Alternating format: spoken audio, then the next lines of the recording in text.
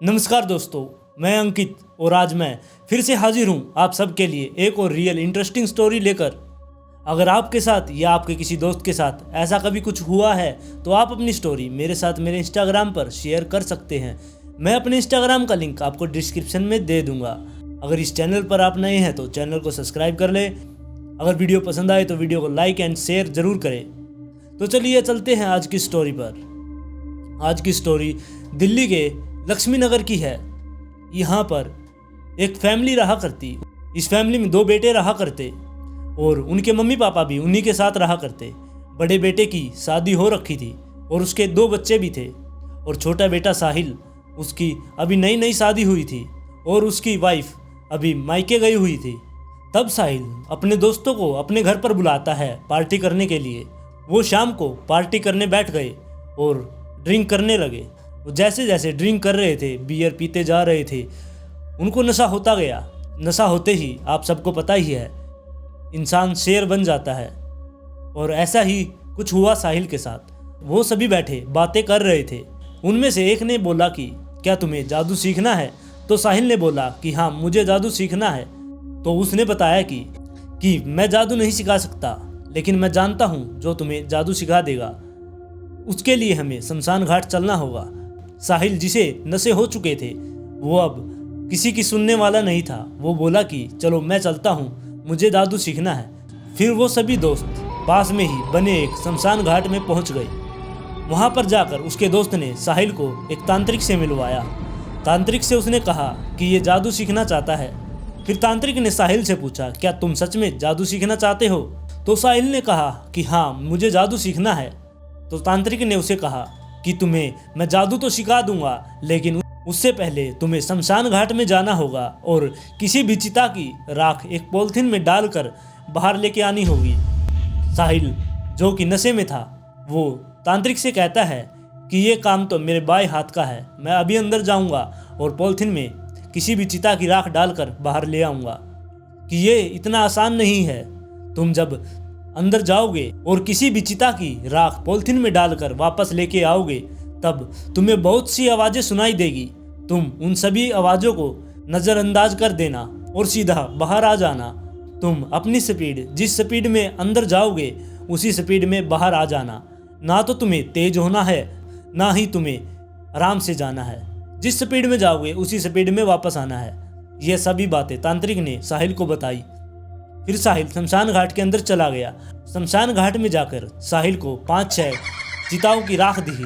उनमें से एक चिता के पास पॉलिथीन पड़ा हुआ था। उसने वो पॉलिथीन उठाकर उसमें चिता से राख भरनी शुरू कर दी और राख भर के जैसे ही वो उठकर वहाँ से चलने लगा, पीछे से उसे आवाज़ आई कि कहाँ जा रहे हो? यह सुनकर वो घबरा गया, लेकिन वो आगे बढ़ता रहा।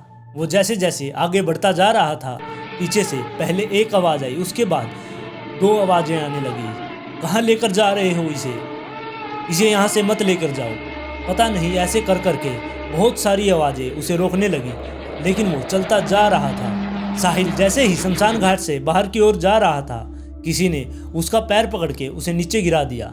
साहिल पीछे मुड़कर तब भी नहीं देखता। वो अपना एक पैर किसी तरह से छुड़वा लेता है, लेकिन तभी कोई उसका दूसरा पैर पकड़ लेता है।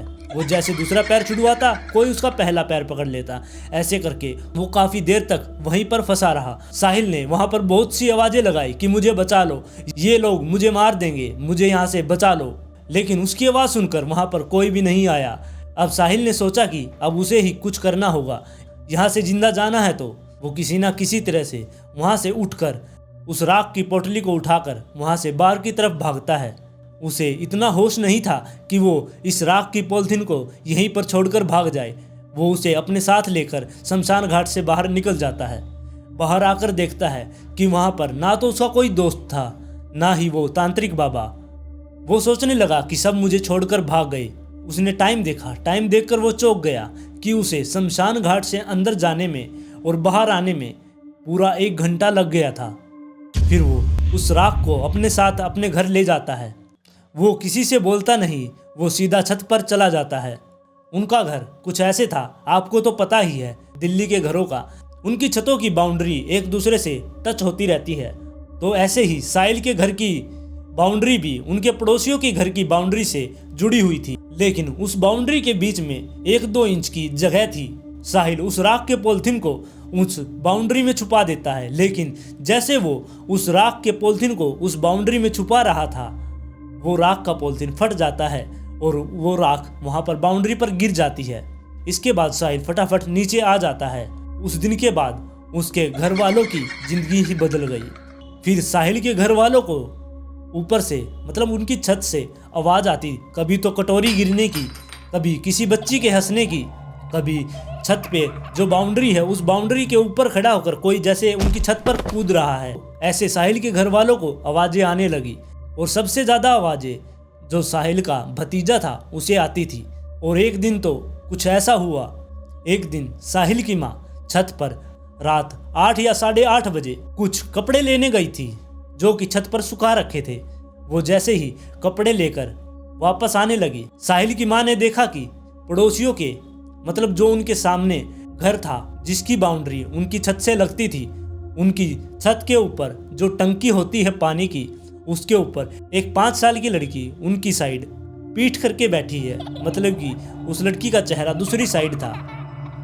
वो इतना ध्यान नहीं देती। वो जैसे ही वापस नीचे जाने लगती है, उन्हें याद आता है कि पड़ोसी तो 4-5 दिन से बाहर गए हुए हैं, उनके घर पे तो कोई भी नहीं है।